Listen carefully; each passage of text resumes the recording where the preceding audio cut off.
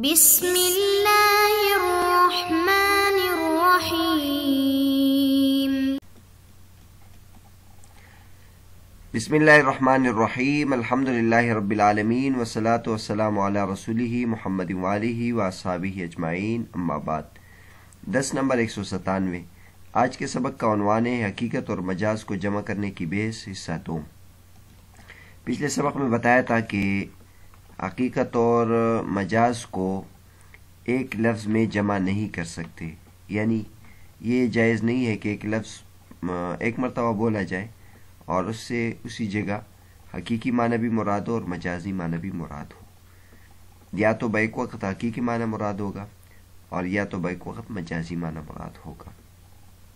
اس کے بارے میں تفصیل گزر چکی ہے۔ اس سبق میں کچھ اشکالات مصنف ذکر کریں گے جو احناف پر ہوتے ہیں۔ احناف کا قاعدہ ہے کہ حقیقت اور مجاز کو جمع کرنا جائز نہیں ہے، لیکن ان مثالوں میں خود احناف نے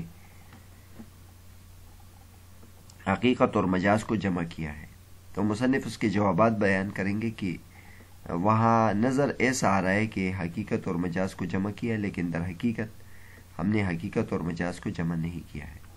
فرماتے ہیں ولا جمع بينهما بالحنس إذا دخل حافيا أو متناعلا أو راكبا في لا يضع قدمه في دار فلان لأنه مجاز عن لا يدخل فيحنس كيف دخل، فهذا من باب عموم المجاز.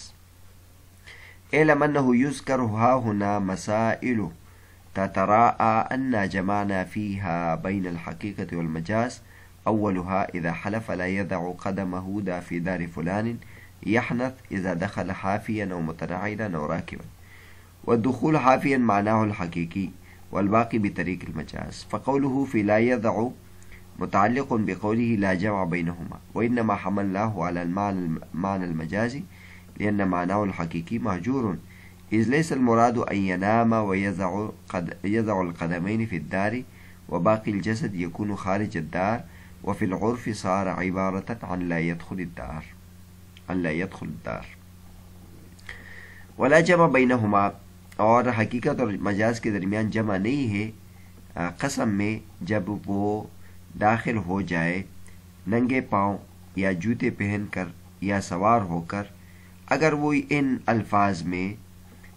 یہ الفاظ استعمال کرے کہ وہ اپنے قدم فلاں کے گھر میں نہیں رکھے گا، کیونکہ یہ لا يدخل سے مجاز ہے، لہذا حاجنس ہو جائے گا جس طریقے سے بھی یہ داخل ہوگا، تو یہ عموم مجاز کے باب میں سے ہے۔ جان لیجئے کہ یہاں کچھ مسائل ذکر کیے جاتے ہیں جن میں بظاہر یہ نظر آتا ہے کہ ہم نے اس میں حقیقت اور مجاز کو جمع کیا ہے، لیکن حقیقت میں ہم نے مجاز اور حقیقت کو جمع نہیں کیا ہے۔ ان میں سے پہلا مسئلہ یہ ہے کہ اگر کوئی شخص یہ قسم کھائے کہ میں اپنا قدم فلاں کے گھر میں نہیں رکھوں گا، تو وہ شخص حانس ہوگا، چاہے وہ ننگے پاؤں داخل ہو، چاہے وہ جوتوں کے ساتھ داخل ہو، چاہے وہ سوار ہو کر داخل ہو۔ اب اس میں اگر دیکھ لیں تو ننگے پاؤں داخل ہونا یہ اس کا حقیقی معنی ہے اور باقی معنی یہ بطریق مجاز ہے۔ تو مصنف کا یہ کہنا لا یزعو، یہ فی لا یزعو کا جو لفظ ہے اوپر آتا ہے فی لا یزعو، یہ متعلق ہے لا جمع بینہما کے، لا جمع بینہما فی لا یزعو قدم، وَإِنَّمَا حَمَلْنَاهُ، اوپر والی صورت میں ہم نے معنی مجازی پر اس کو محمول کیوں کیا ہے؟ کیونکہ معنی حقیقی معجور ہے، کیونکہ مراد یہ نہیں ہے کہ وہ شخص سو جائے، لیٹ جائے اور گھر میں اپنے قدموں کو داخل کرے اور رکھ دے اور باقی جسم اس کا گھر سے باہر ہو۔ عرف میں بھی یہ جو مثال ہوتی ہے لا یضع قدمی فی لا یضع قدمی واللہ لا یضع قدمی فی دار فلان، تو سے لا يدخل الدار مراد ہوتا ہے۔ بہرحال میں تقریباً 8 مسائل مصنف ذکر کریں گے جن میں بظاہر ایسا لگتا ہے کہ احناف نے حقیقت اور مجاز کو جمع کیا ہے، جبکہ ان میں حقیقت اور مجاز کی بات نہیں ہے۔ تو پہلا مسئلہ یہ ذکر کیا ہے کہ اگر کوئی شخص یہ کہے کہ میں اپنے قدم میں تمہارے گھر میں اپنا قدم نہیں رکھوں گا، عام طور پر کہا جاتا ہے جب قسم کوئی کہتا ہے کسی سے نفرت کے اظہار کے لیے یا کسی جھگڑے کی صورت میں، تو وہ کہتے کہ میں آپ کے گھر میں پاؤں بھی نہیں رکھوں گا. اگر میں نے آپ کے گھر میں پاؤں رکھا تو میری بیوی کو طلاق یا اس طرح مختلف الفاظ استعمال کرتا ہے.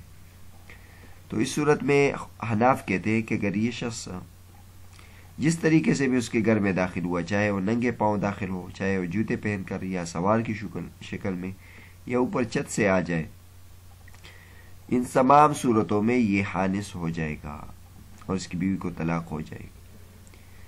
تو یہاں آپ نے حقیقی معنی اب ہم دیکھ لیں، لازو قدمی فی دار فلان. اس کا جو حقیقی معنی ہے یہ ہے کہ صرف انسان اپنے قدم اس گھر کے اندر رکھے، باقی باہر ہو، یا لیٹ کر اس طرح کرے یا کھڑے ہو کر کرے. لیکن احناف کے نزدیک اس صورت میں بھی حانس ہو جائے گا، اور اس کے جو مجازی معنی ہے کہ کسی طریقے سے بھی انسان داخل ہو جائے، اس میں بھی حانس ہو جائے گا. تو لہٰذا آپ نے جواب بین الحقیقت اور مجاز. اس کا جواب مصنف یہ دیا ہے کہ یہ در حقیقت ہمیں نظر تو ایسا آ رہا ہے کہ یہ حقیقی معنی بھی ہے اور مجازی معنی بھی ہے، لیکن در حقیقت ایسا نہیں ہے. یہاں ہوا ایسا ہے، یہ ہے کہ ایک لفظ لازو قدمی دار فلان، اس کا ایک معنی مجازی ہے اور وہ یہ ہے کہ داخل نہیں ہوں گا. اب یہ داخل نہیں ہوں گا یہ اتنا عام معنی ہے اس کا کہ جو حقیقی معنی ہے وہ بھی اس کا ایک فرد بن گیا ہے. مطلب اس صورت میں بندہ یہ کہنا چاہتا ہے کہ میں اس گھر میں داخل نہیں ہوں گا. اب وہ داخل ہونے کی تمام صورتوں کو شامل ہے، چاہے وہ قدم رکھنے کی شکل میں ہو، یا جوتوں کے ساتھ داخل ہونے کی شکل میں ہو، یا سوار ہونے کی شکل میں ہو، یا اوپر سے آنے کی شکل میں ہو. ان سب صورتوں کو داخل ہوگا. تو بظاہر تو ہمیں نظر آ رہا ہے کہ معنی حقیقی بھی معنی مجازی کا ایک فرد بن گیا ہے، وہ جمع ہو گیا. لیکن حقیقت میں جو معنی مجازی ہے وہ اس قدر عام ہے. کبھی کبھی ایسا ہوتا ہے کہ معنی مجازی ایسا عام ہوتا ہے کہ حقیقی جو ہے وہ بھی اس کا ایک فرد بن جاتا ہے. لہذا یہ اس کو کہتے ہیں عمومی مجاز، یعنی مجاز اس قدر عام ہو کہ حقیقی بھی اس کا ایک فرد بن جائے. تو اس صورت میں لگتا ہے ایسا ہے کہ جمع بین الحقیقت والمجاز ہے، لیکن جمع بین الحقیقت والمجاز نہیں ہے. آخر میں یہ بھی بتایا کہ عرف میں بھی یہ جملہ لا يدخل الدار سے کے لیے استعمال ہوتا ہے، لہذا یہ قرینہ بھی موجود ہے کہ عرف میں اس کو عدم دخول مراد لیا جاتا ہے. اور یہ اس سوچ کے بھی منافی ہے کہ اگر کوئی بندہ سوار ہو کر داخل ہو تو وہ حانس نہیں ہوگا، کیونکہ اصل مقصود یہی ہوتا ہے کہ بھائی میں آپ کے گھر میں داخل نہیں ہوں گا، میں آپ کے گھر کو میرا آپ سے تعلق نہیں ہے. اب اگر ہم اس کو کہیں کہ بھائی پاؤں رکھ دیے تو پھر تو آپ غلام آزاد ہے یا بیوی کو طلاق ہے، لیکن اگر آپ سوار ہو کر داخل ہو جائے تو پھر نہیں ہوں گے. تو یہ عقل بھی نہیں مانتا اور عرف کے بھی منافی ہے. دوسری مثال ذکر کر رہے ہیں جس میں بھی ایسا نظر آتا ہے کہ احناف اس جملے میں لا يدخل فی دار فلان میں حقیقت اور مجاز کو جمع کرتے ہیں کہ کوئی بندہ اگر یہ کہے کہ میں فلاں کے گھر میں داخل نہیں ہوگا، تو اب اس میں فلاں کا گھر چاہے وہ کرایہ کا گھر ہو یا اس کا ملکیت والا گھر ہو، یا چاہے اس میں رہتا ہو یا رہتا نہ ہو، تو یہ آپ حقیقی معنی بھی مراد لیتے ہیں، مجازی معنی بھی مراد لیتے ہیں. تو اس کا جواب بھی مصنف دیتے ہیں. وَكَذَا مِن بَابِ عُمُومِ الْمَجَازِ قَوْلُهُ لَا يَدْخُلُ فِي دَارِ فُلَانٍ يُرَادُ بِهِ نِسْبَةُ السُّكْنَةِ أي يراد بطريق المجاز بقوله دار فلان كون الدار منسوبة إلى فلان نسبة السكنة إما حقيقة وإما دلالة حتى لو كانت ملك فلان ولا يكون فلان ساكنا فيها يحنس بالدخول فيها، وهي تعم الملك والإجارة والعارية لا نسبة الملك حقيقة وغيرها مجازا، أي لا يراد نسبة الملك بطريق الحقيقة وغيرها أي إجارة والعارية بطريق المجاز حتى يلزم الجمع بينهما بين الحقيقة والمجاز. فرماتے ہیں کہ اسی طرح یہ جو مسئلہ ہے یہ بھی عمومی مجاز کے قبیل سے ہے کہ اگر کوئی یہ کہے کہ میں فلاں کے گھر میں داخل نہیں ہوگا اور اس سے نسبت سکنا مراد لے لے مجاز کے طریقے سے، اس میں ہم نے اس قول سے دارا فلان کہ فلاں کے گھر میں داخل نہیں ہوں گا اور جو منسوب ہو فلاں کی طرف رہائش کی نسبت کے ساتھ. تو لا يدخل في دار فلان يراد بھی نسبت السکن اما حقیقتاً و اما دلالتاً. نسبت السکن مراد ہے چاہے حقیقتاً ہو یا دلالتاً ہو، یہاں تک کہ اگر فلاں کی ملکیت ہو اور فلاں اس میں رہائش پذیر نہ ہو تو بھی دونوں میں اس گھر میں داخل ہونے سے وہ حادث ہو جائے گا. اور یہ پھر ملک، اجارہ اور عاریت تن کو بھی شامل ہے، نہ کہ حقیقتاً ملکیت کی نسبت غیرہ کو. تو اس طرح تو یہ جمع بین الحقیقت والمجاز لازم آ جائے گا. ای لا یراد نسبت الملک بطریق الحقیقت وغیرہا ای الاجارہ والعاریہ بطریق المجاز حتی یلزم الجمع بینہما ای بین الحقیقت والمجاز. تو فرماتے ہیں کہ یہ ایک مسئلہ ہے کہ اگر کوئی شخص یہ قسم کہے کہ میں واللہ لا ادخل فی دار فلان، میں زید کے گھر میں داخل نہیں ہوں گا. اب مسئلہ حناف یہ کہتے ہیں کہ اگر یہ اس کے گھر میں داخل ہو، یعنی زید کے گھر میں داخل ہو اگرچہ زید اس میں رہائش پذیر نہ ہو تو پھر بھی یہ حادث ہو جائے گا. اور اسی طرح کہ اگر زید کا جو گھر ہے چاہے یہ زید اس میں یہ زید کی ملکیت ہو یا اجارہ کے طور پر کسی سے لیا ہو یا عاریتاً کے طور پر کسی سے لیا ہو تو تب بھی اس میں داخل ہونے سے وہ حادث ہو جائے گا. تو اب ہم اگر دیکھ لیں دار فلان کا حقیقی معنی یہ ہے کہ فلاں کی ملکیت والا گھر ہو، فلاں اس میں رہائش پذیر بھی ہو، یہ اس کا حقیقی معنی ہے. اور معنی مجازی یہ ہے کہ کسی کے گھر میں وہ رہ رہا ہے، وہ اس کی ملکیت نہیں ہے، اجارہ پر ہے یا عاریتاً پر ہے. اور ہم یہاں اس صورت میں ایک لفظ استعمال کر رہے ہیں اور ہم دونوں صورتوں میں اس کو حادث قرار دیتے ہیں، تو اس پر اشکال ہوتا ہے. تو اس کا جواب یہ دیتے ہیں کہ یہ بھی عموم مجاز کے قبیل سے ہے.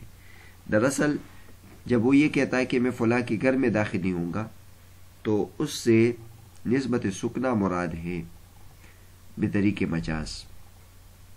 اور پھر یہ جو نسبت السکنہ ہے یعنی رہائش مراد ہے، اس کی ملکیت مراد نہیں ہے. یہ نسبت السکنہ یہ حقیقتاً بھی ہوگا اور یا دلالتاً ہوگا. حقیقتاً اس طرح ہے کہ وہ اس کی ملکیت ہو اگرچہ وہ اس میں نہیں رہ رہا ہو، اور مجازاً یہ ہے کہ ملک یا اجارہ یا عاریتاً کی صورت میں ہو. تو یہاں جو نسبت سکنہ ہے یہ اتنا عام ہے کہ حقیقی معنی بھی اس کا ایک فرد ہے اور مجازی معنی بھی اس کا ایک فرد ہے. تو اس لیے بظاہر تو نظر یہی آتا ہے کہ ہم نے حقیقت اور مجاز کو جمع کیا، لیکن یہاں حقیقت اور مجاز کو جمع نہیں کیا ہے، بلکہ جو حقیقی معنی ہے یہ مجازی کا ایک فرد ہے. مجاز کا جو معنی ہے یہ وسیع ہے اور حقیقی معنی اس کا ایک فرد یا جز بن گیا ہے.